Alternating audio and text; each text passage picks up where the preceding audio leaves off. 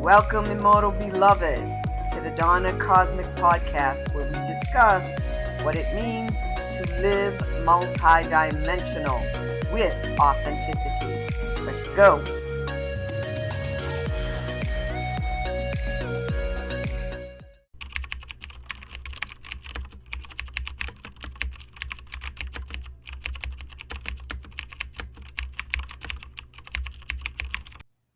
Before I get into this topic, recognize the hollow vessels I'll be speaking of being used by lower vibrational entities as pawns in a much larger spiritual game are in reality helping us to conjure a beautiful life. How? Let's get into it. I'm neither the police of the spiritual community, nor do I have all the answers. If you are dealing with the specific energy I'll be discussing, or you feel triggered, please see a confidant or an expert who has proven themselves trustworthy and tell them. Spirit will guide you both from there. I provide soul guide services as well. To expose the predatory energies disguised as human bodies that patrol the spiritual and religious communities, in particular, targeting pure hearted beings, I have been led by the divine to share my recent experience of being predatorized. Spirit put this so much on my heart that I couldn't stop myself from sharing it, even if I wanted to. Spirit said these shameful devils that infiltrate the spiritual and religious communities need to be put on blast, exposed for myself and to help another to release themselves. Period. So here I am. If one individual is helped by this episode, I've done my function. Today, I'm speaking directly to the energetics of the narcissistic, vampiric predator or lower entity succubus that uses toxic tactics with a main objective to drain the life force of high activated ones, destabilize and stop them from glowing, control how they see themselves, and create barriers to our prosperity and purpose. Through predator trickery, the chosen or pure hearts are targeted to doubt their own sanity, keep themselves in confusion and struggle, and forget who they truly are, even when we are confident in our light and know our value. There are those of us illuminated hearts who know this energy well. This energy goes deeper than the surface words of creep or pervy energy. We have been dealing with this specific energy for eons. That dance is finished. We are no longer tolerating in our experience any individual that chooses to operate in this realm unconsciously. If or when we do find ourselves being predatorized, male and female alike, it feels as if we're walking this invisible tightrope, doing all sorts of energetic acrobats within our own being, like convince ourselves that maybe it's not happening, maybe it's all in our minds, maybe we need to correct our perception, when in reality, we've dropped into survival mode with those thoughts and abandoned our etheric nature and intuition. And that, my friends, is a crappy feeling. Before I get into sharing my recent tightrope walk, after I blocked this predator person entity, another individual disclosed to me that they had experienced the very same creep, pervy energy with this predator person entity.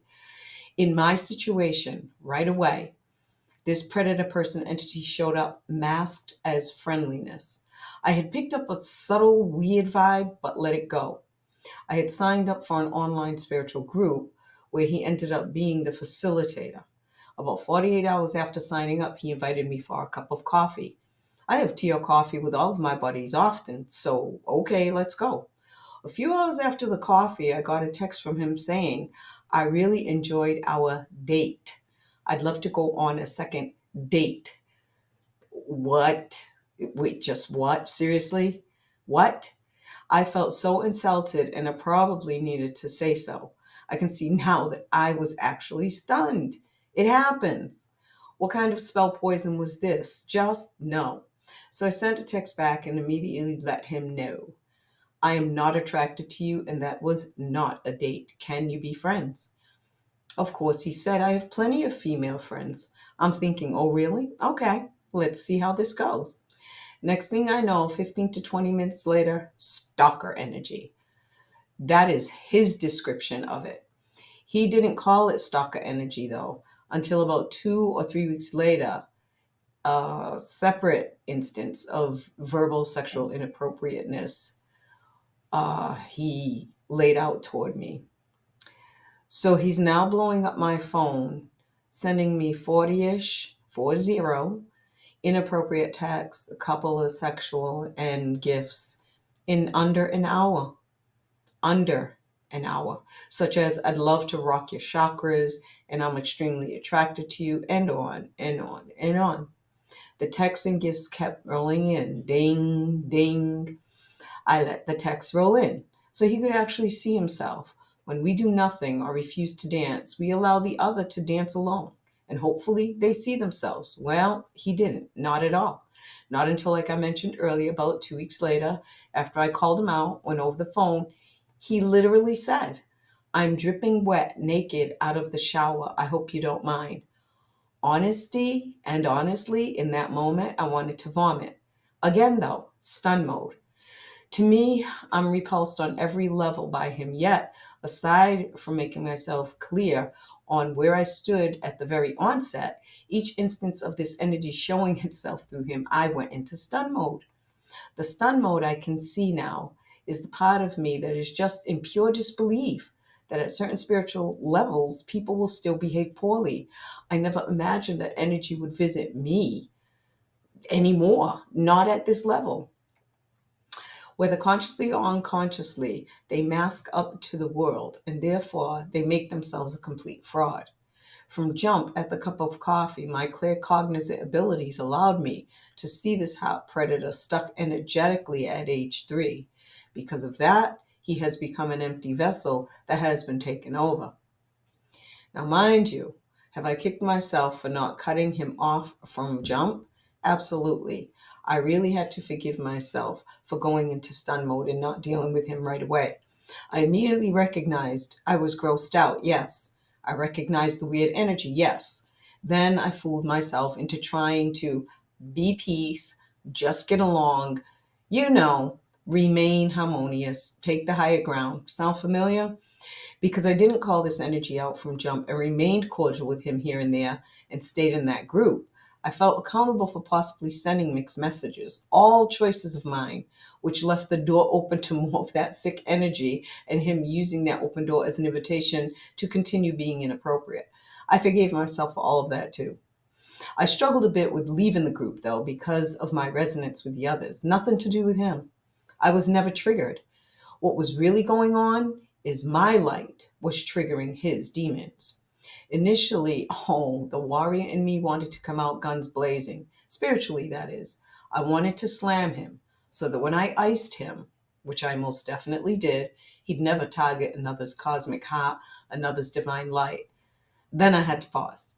I'd ask myself, was I trying to control the situation and his behavior, or was I more interested in holding the line? The honest answer, even though I had no interest in jumping into his polluted pond, I wanted both. Realistically, the only thing we ever have control over is our light, our frequency. I'm just being transparent about the feelings that came through. So there came a moment when he openly behaved passive aggressive toward me. That's when I said, you know what? I'm done with a capital D. Time for the hard shutdown. Here I am trying to remain harmonious, friendly, and he's acting out because I want nothing to do with him. I'm done. I sent him a text clarifying my hard boundary, basically saying, I want no further contact with you. Do not call, do not text, do not respond to this text. Yes. So you know exactly what this predator person entity did. Of course, he responded. That's what those who lack self-respect, violate boundaries, are jealous of pure hearts, and demonstrate sexual inappropriateness do. That's what they do. Without reading his text, I resent my previous text 3 times and then wrote, "You just earned yourself a block," in capital letters. I sure did. And it felt great, and it was actually really funny. A very close individual I shared that last part with said that would have been hilarious even more if you sent him balloons or fireworks or congrats with exploding stars. That is hilarious. I next chose to send a brief closing email to the group, bluntly stating my boundaries have been violated too many times outside the group. It had become too much effort. I had to go and I love you. And then asked to be removed from the group and email text. I didn't feel I needed to go into detail. We're all grown. I received supportive, healthy responses saying they respected my choice from some. Let me save you a headache up front. Just because people take part in spiritual or religious groups doesn't make them emotionally well at all. Codependency, enabling, and caretaking plays out on the spiritual and religious arenas too. Especially true because some use spiritual and religious arenas as a substitute for doing the real work. There's no substitute. The hard work must be done. Regardless, never let the fact that these entities lurk about ever stop you from standing, walking, and speaking your truth. There's no victims here. I'll see you at part 2 of The Devil Wears Spirituality, Lower Entity Takeover, where I'll disclose the alchemical truth as revealed to me of how these experiences actually work, and it is not what you think. Man is not meant to be run by anybody or anything. Man is an immortal being intended to express the light full frequency. And the highest vibration man can live is being the authentic self. This concludes my Dawna Cosmic podcast for today. It's a pleasure having you here, and thanks for tuning in. Watch for your questions answered in future episodes. For deprogramming help, find my pattern breaking and spell breaking books at lulu.com. I help free people from mental prisons. Leave here today with this truth: break program, live authentic, because the alternative is an option for failure. If not now, when?